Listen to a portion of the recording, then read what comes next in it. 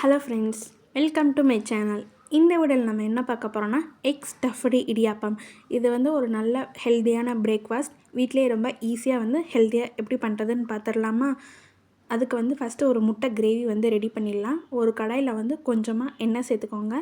எண்ணெய் நல்லா சூடாகி வந்ததுக்கப்புறம் கொஞ்சமாக கடுகு உளுந்தம் பருப்பு, இது கூடவே கொஞ்சமாக பெருஞ்சீரகம், இது எல்லாம் நல்லா பொரிஞ்சு வந்ததுக்கப்புறம் 2 மீடியம் சைஸ் பெரிய வெங்காயத்தை இந்த மாதிரி குட்டி குட்டியாக கட் பண்ணி உள்ளே சேர்த்துக்கோங்க. வெங்காயம் வந்து நல்லா பொன்னிறமாகிற வரைக்கும் வதக்கி எடுத்துக்கோங்க.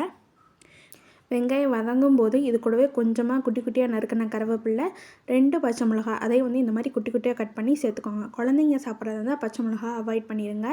வெங்காயம் வந்து இந்த மாதிரி நல்லா வதங்கினக்கப்புறம் 1 டேபிள் ஸ்பூன் இஞ்சி பூண்டு விழுது சேர்த்துட்டு நல்லா பச்சை வாசனை போகிற வரைக்கும் வதங்கினக்கப்புறம் ஒரு சின்ன தக்காளி அதையும் வந்து சேர்த்துட்டு நல்லா வதக்கி எடுத்துக்கோங்க. இப்போ வெங்காயம் தக்காளி எல்லாமே நல்லா வதங்கினக்கப்புறம் மசாலா பொருட்கள் சேர்த்துடலாம். கொஞ்சமாக மஞ்சள் தூள், 1/4 டேபிள் ஸ்பூன் கரம் மசாலா, கொஞ்சமாக பெருங்காயத்தூள், 1 டீஸ்பூன் அளவு மிளகாய்த்தூள், 1/2 டீஸ்பூன் அளவு குழம்பு மிளகாய்த்தூள் சேர்த்துட்டு இது கூடவே இந்த டிஷ்ஷுக்கு தேவையான அளவு உப்பும் வந்து சேர்த்துடலாம். நான் முட்டை தொக்குக்கு தேவையான அளவு உப்பு மட்டும்தான் இதில் சேர்த்துருக்கேன். சேர்த்துட்டு மசாலாவோட பச்சை வாசனை போகிற வரைக்கும் நல்லா வதங்கினக்கப்புறம் இது கூடவே 4 முட்டையை வந்து சேர்த்துட்டு அடுப்பை வந்து லோ ஃப்ளேமில் வந்து வச்சுருங்க. இந்த மாதிரி அடி பிடிக்கிற மாதிரி தான் இருக்கும். நான் விடாமல் கிண்டிக்கிட்டே இருந்தாங்கன்னா முட்டைலாம் வந்து நல்லா உதிரியாக வந்து சூப்பராக வந்து ரெடியாகி வந்துடும். பாருங்கள், இந்தளவுக்கு வந்து நல்லா உதிரியாக வந்தக்கப்புறம் கடைசியாக கொஞ்சம் கொத்தமல்லி இலை இல்லை கசூரி மேத்தி ஏதாவது ஒன்று சேர்த்துட்டு அடுப்பை வந்து ஆஃப் பண்ணிடுங்க. இப்போ வந்து ஒரு சின்ன மாதிரி வாழை இலை வந்து எடுத்துக்கோங்க. வாழை இலை கழுவிட்டு கழுவுனக்கப்புறம் கொஞ்சமாக எண்ணெய் எடுத்து எல்லா பகுதியிலையும் வந்து பரவுற மாதிரி நல்லா தேய்ச்சி விட்டுருங்க. தேய்ச்சக்கப்புறம் இடியாப்ப மாவு வந்து எப்பயும் ரெடி பண்ணுற மாதிரி பண்ணிவிட்டு நல்லா மெல்லிசாக இருக்கிற மாதிரி இடியாப்பத்தை வந்து நல்லா பிழிஞ்சு எடுத்துக்கோங்க. இப்போ நடு சென்டர் பகுதியில் நம்ம செஞ்சு வச்சுருக்கிற முட்டையை வந்து உள்ளே வச்சிடலாம்.